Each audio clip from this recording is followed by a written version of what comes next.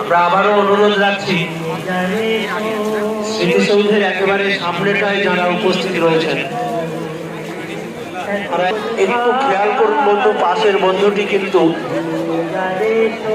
ঠিকঠাক উপভোগ করতে পারছেন না। যদি এই সেলফিতে না সকলেই সমানভাবে দেখুন, আর সে কাজে আসুন আমরা সবাই সমানভাবে সহযোগিতা করি।